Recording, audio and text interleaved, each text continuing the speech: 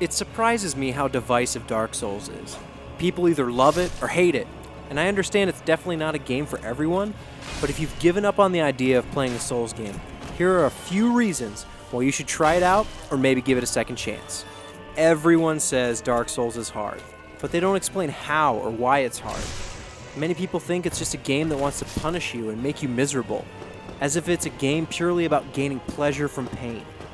As you play, you will almost certainly die, and yes, you will die a lot. But guess what? I also died a lot playing the original Super Mario Bros. Back on the NES in 1990.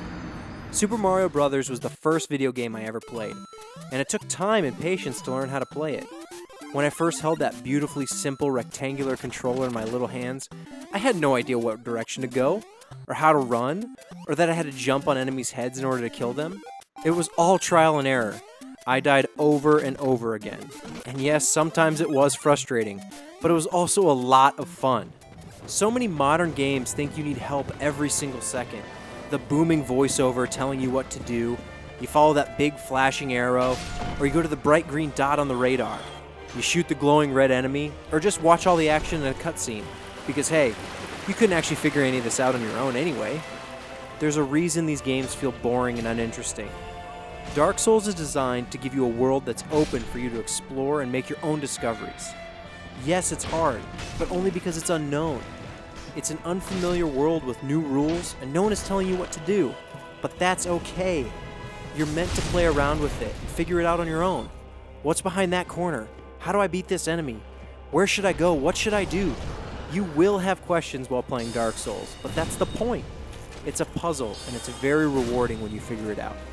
As you play and experiment with the game, you'll learn and your ability as a player increases. What seemed difficult 2 hours ago is now incredibly simple.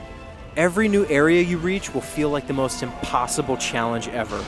And yet once you beat the boss, you'll feel like you actually accomplished something.